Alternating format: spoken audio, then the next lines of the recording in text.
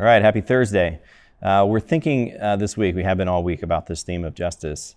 And Pastor Mike gave several examples of where we could see that just in normal life. There are places, sectors in society we think where maybe God has concentrated a specific quality of his life. As we'll look at next week with beauty, you see it in artists or designers. As we looked at last week, goodness, you see it in people that are creating value, working with their hands. This week with justice, we've seen that can show up in all sorts of things, whether you're a government worker, you're working for the military, police, an attorney, or a legal system of some kind. There are places where God's quality of justice shows up probably in a little bit more concentrated way, where we can go, wow, that is a place where you can see a character quality of God inside of society. And I also want today for us to think about not just that vision and try to have eyes to see and recognize that, but I want you to see today how those things are connected, not disconnected from the worship that we have. And so it's possible that we are trying to obey God in one space of our life, one compartment, but not allowing it to seep into other aspects of our life. So I can get really excited about this conversation in ways that the character qualities of God show up inside of our workplaces.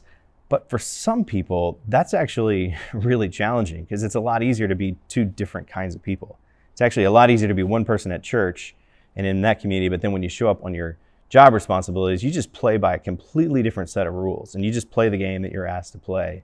But to take these qualities of God we've been talking about and push them into every corner and nook and cranny of your life, that can be a lot harder.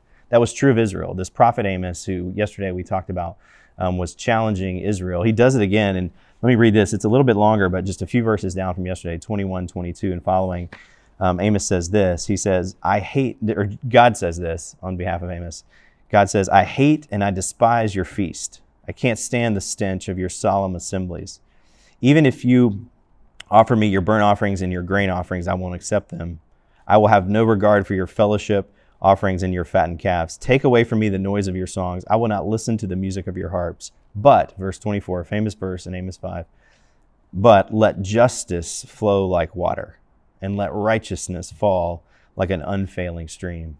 So what's happening is that they're still attending their church services, so to speak, and they're still showing up for these and singing these songs, but in their normal lives, what they're doing is they're exploiting workers, they're selling people off into slavery, and God says, I don't care what you're doing on Sunday. I don't care if you're showing up and you're making these sacrifices and you're giving your money, if in the rest of your life you're representing me as someone who is going to treat the poor in this way.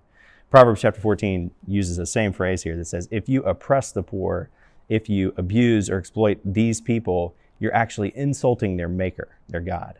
He wants us to remember that in all of our lives, that we need to see people, whoever that is in our life, as people who are made by God, made in the image of God, and cared for and loved by God. So we would not want to treat God's children in ways that he has not treated us. And so this caution, or this tale in Amos chapter 5, is another way that God's putting a stake in the ground and saying, I'm a God of justice, this is what I love, and I want you as my people, not just on Sundays, but in every aspect of your life, to care and love justice. So I pray this week that you would love and care for justice in your own life. Have a good day.